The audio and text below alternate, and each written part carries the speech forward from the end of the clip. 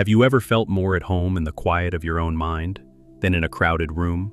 Have you found that the deeper you think, the more distant you feel from the world around you? This experience is not just in your head. There's a particular feeling, a quiet disconnection, that many of the world's most intelligent and creative minds know intimately. It's the feeling of observing a conversation from behind a pane of glass. You see the smiles, you hear the muffled sounds, but your mind, well, it's already miles away, exploring intricate ideas that casual chatter just can't quite touch. You follow the thread of the discussion. You can even participate, but it feels, like acting in a play. The real you is somewhere else entirely, charting the vast territories of your inner world. This isn't arrogance or a sign of being antisocial. It's a fundamental difference in how you process reality, a cognitive wiring that prizes depth over breadth. For many, this retreat into the mind feels like coming home. It's a sanctuary, a source of incredible power, a place where profound insights are born, and the noise of the world finally fades away. But what if this sacred retreat is both the key to genius and a dangerous trap? What if the very thing that fuels your greatest breakthroughs is also, piece by piece, building a cage you can't easily escape? This is the great paradox of the intelligent mind, and it's a journey we must all navigate with care. This is the story of the Solitude Trap. To understand the trap, we first have to understand the profound allure of the sanctuary. The journey into the self rarely begins as a conscious choice to abandon the world. Instead, it starts with a unique kind of mental fatigue, an exhaustion that's born not from effort, but from the lack of it. Think about it. For many people, social interactions are a source of energy, a way to recharge and feel connected. But for a highly analytical and pattern-seeking mind, they can be profoundly draining. The German philosopher Arthur Schopenhauer, a man who understood this landscape deeply, believed that a person can only be truly themselves when they are alone. For it is only when he is alone that he is really free. This freedom is, first and foremost, cognitive. Socializing demands a constant, often unconscious effort to translate complex, nuanced, and interconnected thoughts into simple, linear sound bites. It requires engaging with topics that, to a mind hungry for complexity, can feel painfully superficial. This translation process is taxing. It's like being a fluent speaker of a rich, poetic language, who's forced to communicate all day using only a handful of basic phrases. Imagine your mind as a high-performance engine, designed for long, challenging journeys across difficult terrain. Small talk is like forcing that engine to run in neutral for hours on end. It burns precious fuel, it makes a lot of noise, but it goes absolutely nowhere. There's no intellectual traction, no sense of progress, no challenge to engage the gears of the mind. Highly intelligent people don't dislike people. They dislike the low-information, low-substance interactions that often dominate social life. They crave deep, meaningful conversations that build, layer by layer, into a shared structure of understanding. But those conversations are incredibly rare. This leads to a kind of social math, a constant, silent calculation you're performing in the background. Is the potential for a moment of genuine connection worth the almost guaranteed exhaustion of navigating hours of surface-level engagement? I mean, is the energy expenditure truly justified by the potential reward? More often than not, for the deeply analytical mind, the answer is, well, it's no. Solitude, on the other hand, offers a perfect, predictable return on investment. The energy you put into your own thoughts, it comes back to you amplified, as insight, clarity, and progress on the projects you care about. In solitude, there's no waste. But why does this happen? The powerful pull inward isn't just about avoiding superficiality. It's a retreat from a lifetime of feeling, fundamentally different. From a young age, many intelligent individuals sense that their internal operating system is running a different code. The jokes others find hilarious might seem simplistic. The social dramas that captivate their peers, well, those might appear illogical. and the questions that fascinate them, the deep whys of the universe, those are often met with blank stares. This creates a subtle but persistent sense of alienation. To get by, you learn to perform. You develop a social persona, an ambassador, really, to the external world. This ambassador simplifies your thoughts, mirrors the emotions of others, and, well, learns to navigate a world that just doesn't speak your native tongue. In solitude, though, you don't have to translate. You don't have to simplify. You are the native speaker. Your thoughts can run free, in their full, branching, multi-layered complexity. This is why intelligent people often don't need or seek widespread social validation. Their validation comes from the integrity of their own thoughts and the quality of their connections, not the sheer quantity of them. Interestingly, scientific research actually provides a really compelling backbone to this intuitive feeling. A study published in the British Journal of Psychology analyzed data from a large survey of 15,000 adults. The findings were striking. Now, while most people reported being happier with more frequent social interaction, for highly intelligent individuals, well, the exact opposite was true. They actually reported being less satisfied with their lives, the more they socialized with friends. The researchers, Satoshi Kanazawa and Norman Lee, proposed an explanation rooted in evolutionary psychology. They argue that for our hunter-gatherer ancestors, frequent contact with a close-knit tribe was essential for survival and well-being. However, more intelligent individuals may be better adapted to solving modern challenges, and they're more focused on ambitious long-term goals. For them, the constant demands of social interaction can feel less like a vital necessity and, well, more like a distraction from their life's work. So, if you've ever felt guilty for wanting to spend a weekend with a book instead of at a party, or for feeling drained by conversations that seem to energize others, know this: your retreat into solitude isn't a sign of dysfunction or social failure. It's a logical, adaptive response of a mind that's simply wired differently. It's a strategy for preserving the energy needed to pursue the very things that give your life meaning. Once the mind retreats into the sanctuary of solitude, it doesn't just rest. No, it begins to work. This is where the true magic happens. Isolation, when wielded correctly, is a forge. It's a place where raw thoughts are hammered into durable insights, and a scattered imagination is fired into focused creation. The history of human genius is, in many ways, a history of solitude.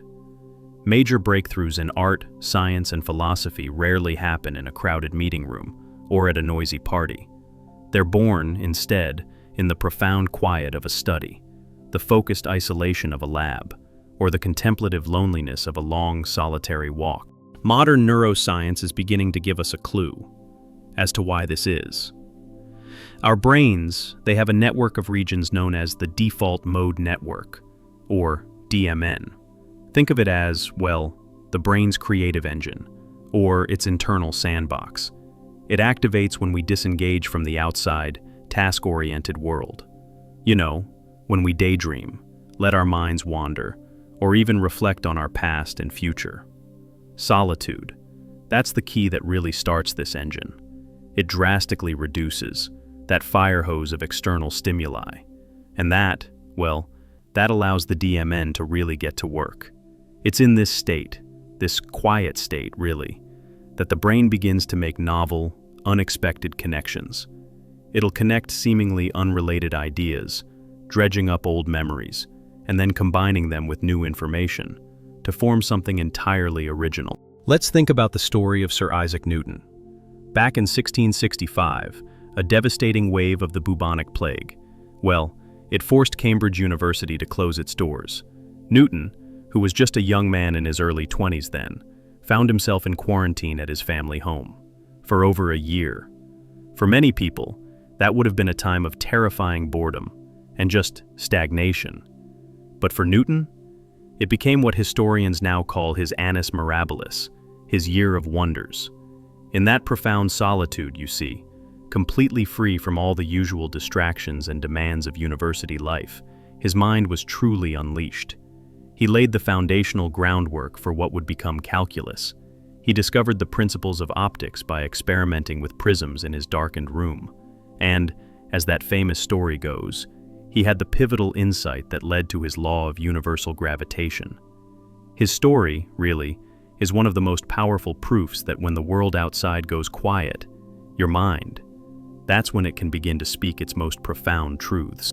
Another genius who lived this principle was Nikola Tesla, a man whose imagination literally electrified the world. He was a fierce proponent of isolation for creative work. He famously said, "Be alone. That is the secret of invention. Be alone. That is when ideas are born." Tesla understood that the creative mind is incredibly sensitive to external influence. For him, solitude wasn't an unfortunate side effect of his work. It was a deliberate strategy to protect his visionary thoughts from the diluting effect of conventional thinking. But there's another crucial benefit of solitude, one that's perhaps even more fundamental than creative insight. It provides the space for the most important conversation you can ever have, the one with yourself. Introspection. It's the process through which we build a coherent identity and a robust philosophy of life. It's how we sift through our experiences, question our beliefs, and define our values. The social world, with its constant pressure to conform and its endless stream of opinions, it disrupts this inner dialogue. It pulls our attention outward, forcing us to manage perceptions and react to the expectations of others. In solitude, there's no one to impress, no social mask to maintain. There's only the unvarnished, sometimes uncomfortable truth of who you are and what you believe. And it's in these quiet moments that you can ask the big questions. What do I truly want? What is my purpose? What are the principles I'm unwilling to compromise? This is the final great power of solitude, freedom. It grants freedom from expectation, freedom from the tyranny of popular opinion, and freedom from the instinctual pressure to conform to the group. Solitude is the incubator that protects fragile, new, and unconventional ideas. A revolutionary idea is like a seedling. Exposed to the harsh winds of public judgment too early, it'll be torn from the ground. But given time to grow strong roots, in the protected soil of a thoughtful mind, it can eventually grow into a force powerful enough to change the world. Solitude provides that protection. And yet, this beautiful, productive sanctuary can, over time, become a prison. The very same walls that are built to protect can eventually isolate. The line between restorative solitude and corrosive loneliness is dangerously thin, and it's a line that's all too easy to cross. The solitude trap doesn't spring shut with a loud, violent clang. No, it closes slowly, almost imperceptibly, without you even noticing, until it's far too late. It starts subtly. You begin to see all social interaction as a burden, not just the superficial kind. At first, you prune away the meaningless connections, which is healthy. But then, you start neglecting the deeper ones. You tell yourself you're just too busy, too tired, or that they wouldn't understand anyway. A vicious feedback loop begins. The more time you spend alone, the more your finely tuned social skills can begin to atrophy. Conversation, empathy, and patient listening are all skills. Without regular practice, well, they get rusty. This makes future social interactions feel even more awkward and draining, which, in turn, drives you further back into the seeming safety of isolation. The second part of the trap is the creation of a sophisticated mental echo chamber. Social interaction, for all its frustrations, serves as a vital reality check. Other people, even those we disagree with, they challenge our assumptions and expose us to different perspectives. When we exist only within the architecture of our own minds, our thoughts can become untethered from reality. There's no one to say, "Hey, have you considered this alternative?" Or, I think there might be a flaw in your reasoning there. This intellectual inbreeding. It's ultimately fatal to the very creativity that solitude is meant to foster. Creativity, you see, it thrives on new inputs, new experiences, and unexpected collisions of ideas. A mind that only feeds on its own thoughts. It will eventually begin to starve, the once fertile garden of the mind. That garden, which produced such wondrous creations, it slowly becomes a barren desert, just circling the same few thoughts, over and over again. Finally, the trap closes with a profound and devastating impact on your physical and mental health. Loneliness isn't just a sad feeling, it's a biological alarm signal. Our need to belong is not a weakness. No, it's a fundamental human drive, forged by millennia of evolution, where survival depended on the tribe. When that need goes unmet for too long, the body interprets it as a chronic threat. Landmark studies have shown that chronic loneliness can be catastrophic for our health. It's been shown to raise the levels of stress hormones like cortisol, which in turn impairs immune function and damages the body over time. It also disrupts sleep patterns, making restorative rest almost impossible. The health impact is so severe that some researchers have concluded the mortality risk of chronic loneliness is comparable to smoking 15 cigarettes a day, and even greater than that associated with obesity. Perhaps the most tragic irony lies in its effect on the brain itself. You see, loneliness is associated with a significantly increased risk of cognitive decline, and even dementia. The brilliant mind, in its quest for intellectual elevation and creative purity, it can inadvertently create the very conditions for its own decay. It's a lonely cage where the mind, starved of the one nutrient it can't create on its own, true human connection, slowly fades. To recognize the trap, that's the first, most crucial step toward disarming it. The solution isn't to abandon solitude. No, that would mean abandoning a core part of who you are, and cutting yourself off from your greatest source of strength. The solution is to practice balanced solitude. The goal isn't to become a social butterfly, it's to become a wise and discerning curator of your social and inner worlds. The first principle of this balance is curation. The problem is rarely a lack of people, but a lack of the right people. The answer is to strategically seek out your tribe. Prioritize quality of connection over sheer quantity. Find the few people who don't just tolerate your intellectual passions, but genuinely share them. These are the interactions that don't drain your energy, but create it. You know you found them when a long conversation leaves you feeling more energized than when you started. The goal is to find what the philosopher Friedrich Nietzsche called true company. The people who don't steal your solitude, but enrich it, making your time alone even more fruitful upon return. The second principle is intentionality. Learn to treat solitude as a powerful tool, not as a default state or a place to hide. You pick it up for a specific purpose, to think through a problem, to create, to recharge, and then you consciously put it down. This means actively scheduling both solitude and connection. It's a form of mental cross-training. Just as a serious athlete trains different muscle groups on different days to achieve peak performance and avoid injury, the mind, it must exercise its capacity for both deep, solitary thought and meaningful, reciprocal connection. One without the other eventually leads to a crippling imbalance. Finally, perhaps the most powerful way to escape the trap is to reframe the entire purpose of solitude. The deep work you do in isolation should not be an end in itself. No, its ultimate purpose is contribution. The point of retreating from the world is to create something of value, to bring back to the world. Newton didn't keep calculus to himself. He gave humanity a new language to describe the universe. And Tesla's lonely, world-changing visions now power our cities. Seen through this lens, solitude isn't an antisocial act, but rather a profoundly pro-social one. It's a period of necessary gestation that culminates in a gift to the collective. This reframing creates a vital, life-sustaining bridge between your inner world and the outer world. It allows you to honor your fundamental need for retreat without ever falling into the abyss of permanent isolation.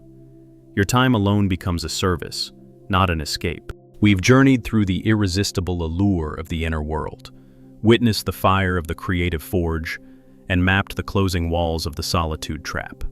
It's a complex, challenging, and deeply personal landscape that every thinking person must navigate. And that's why I want to hear from you. What's your relationship with solitude? Do you find it to be a source of unparalleled strength, or have you sometimes felt the creeping chill of the trap closing in? Share your thoughts and experiences in the comments. Let's start a conversation about how we can all find our own healthy balance. And if you want to explore more insights into the mechanics of the mind and the pursuit of a meaningful life, hit that subscribe button. We're just getting started. The craving for solitude is not a flaw. It is, for many intelligent and creative minds, a fundamental and non-negotiable part of their nature. It's a space of profound power and limitless potential. But this power comes with a hidden, insidious danger. The ultimate challenge of a well-lived life is not to choose between the inner world and the outer world, but to build a sturdy, reliable bridge between them. It's about understanding that you can be a deep thinker without being a hermit. You can cherish your quiet, sacred moments without losing your vital connection to humanity. In the end, it's not about escaping the world, but about finding your unique and powerful way of contributing to it. Understanding the solitude trap is the key to unlocking its incredible rewards without paying its ultimate, tragic price.